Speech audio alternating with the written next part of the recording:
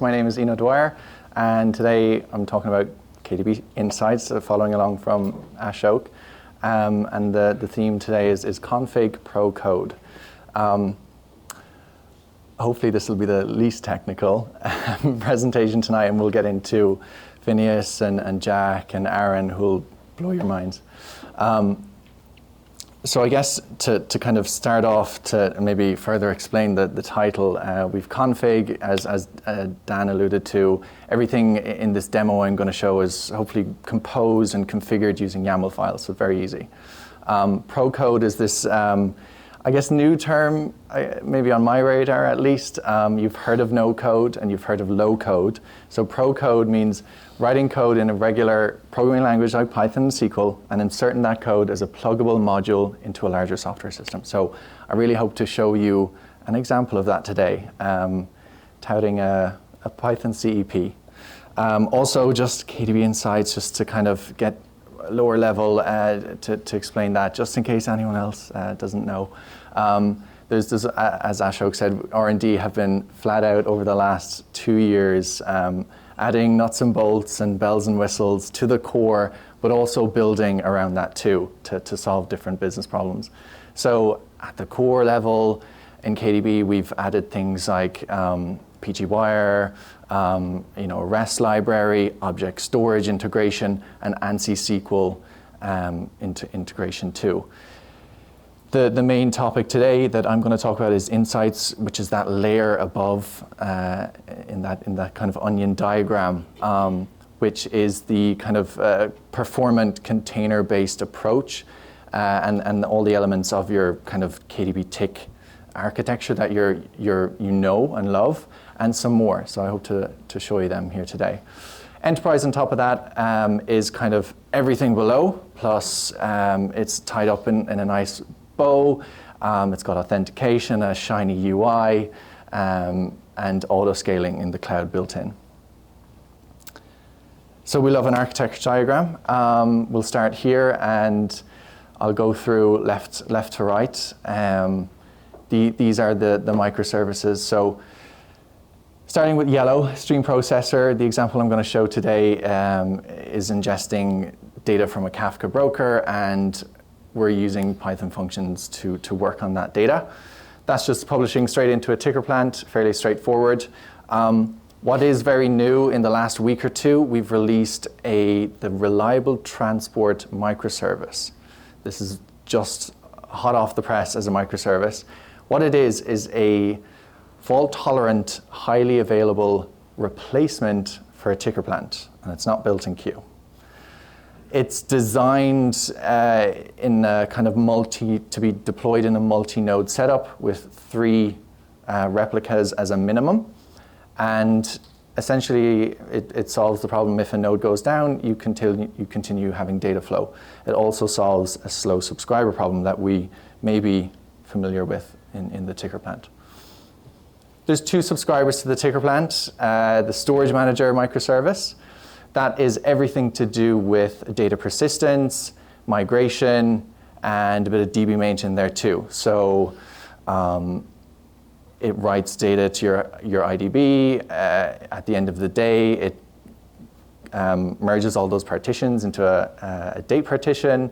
And also, when I show you the YAML files, it does a bit of DB main there, where if you can change column names, change types, it's as simple as changing a YAML file, which is nice. The other subscriber is the data access microservice. These are pretty straightforward. RDB, IDB, HTTP, you all know those.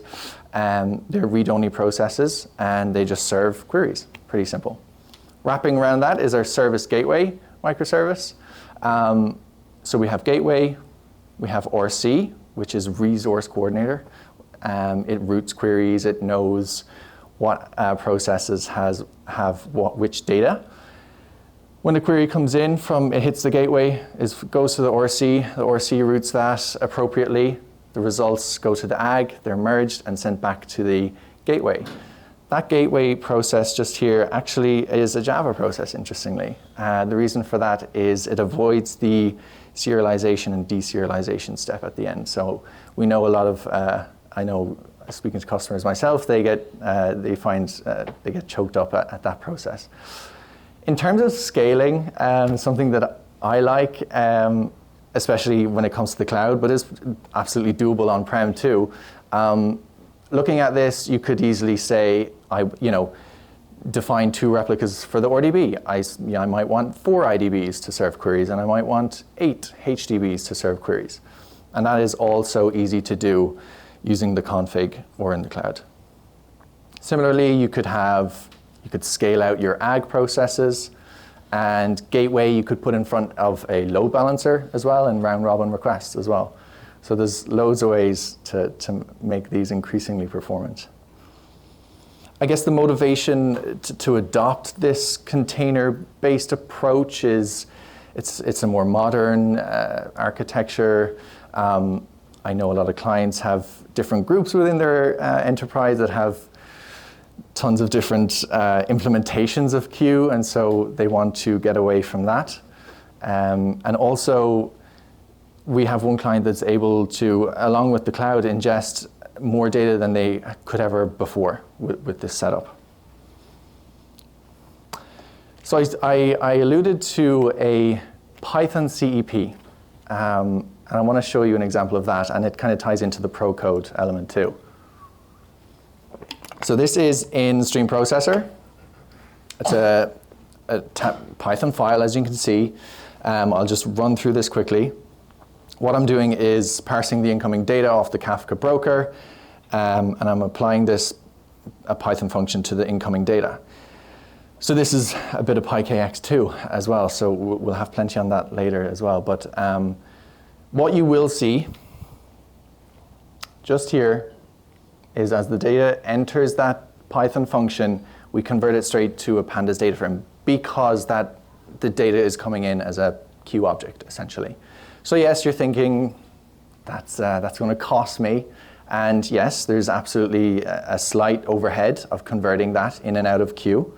But as Jack will explain, he'll give you some performance on that. It's to a new user, I think to KDB, it'll be just great. I know if you're a Q developer, you can do this in Q, and by all means. On from there, just another quick example. Again, acting on this data, we've open, high, low, close. I didn't make this. This is the concept of going to Stack Overflow and grabbing some existing data and plugging it in. And I'll show you how this looks. VWAP, similarly. And at the end of that file, we have sort of the SP or stream processor element. So let's start from the top. We've got the base ingest from Kafka. We're just going to write that. We've got trade and quote data. We're going to write trade straight to the ticker plant. Another pipeline we're going to have is we're going to buffer that data for 60 seconds and then apply the open, high, low, close Python function on that and pipe it through to the ticker plant after. We do the same with VWAP, and quote is just piping through quote, again using the Python function. So there's a bit of Q there as well. So there's kind of, I want to show the both worlds. So this is doing your simple typecasting in Q, but down here on the quote side, we've used Python. So that is just get loads into Stream Processor, and it works away. More on the config side of this setup, we have the assembly YAML. It's fairly straightforward. All of these processes kind of load this file in, and it kind of determines how they operate. So we've simple schemas in YAML. We've got some kind of mounts to tell where to save the data. You've got IDB, HDB there. And then finally, some storage manager configuration. So this is where we can define how often we write data to the intraday database. So for here, for example, I'm telling it to do it every 10 minutes. Obviously, that can be every hour, 6 hours, whatever. And snap means that's basically your end of day. So at midnight, combine all of these partitions into a historical database. The other nice thing here is the migration piece. So you can, use different storage mediums. So I could theoretically add a block in here at the end. So, migrate data off to S3 and utilize the cheaper storage. So after 30 days, move to S3. To orchestrate this is Docker Compose as just a quick dev way of spinning things up, and this is how it looks. Again, I'm not going to go into too much detail, but as you can see, it's fairly simple. It's again driven by a couple of environment variables and some volumes. So we've got SP, SM, data access. Next, we don't want to forget UQ people. You can write your own custom APIs should you wish. We have get data out of the box that can do the normal queries and aggregations. We've also got SQL, which I'll show you, but should you want to create your own API that is callable by the gateway, you are free to do so. Deploying this is easy. Docker Compose up. I've got a little tool here. It's called Lazy Docker. It's similar to K9s, if anyone's familiar with that. It's just a nice way of looking at your deployment after running it. Querying it is easy through Q. You can query it through a REST endpoint. You can execute SQL queries as well, and you can do it through Python, which Jack will show after. So you can see here I'm querying that VWAP table that we created. And then here's SQL. So as you can see, we have a select star from trade, which is interesting.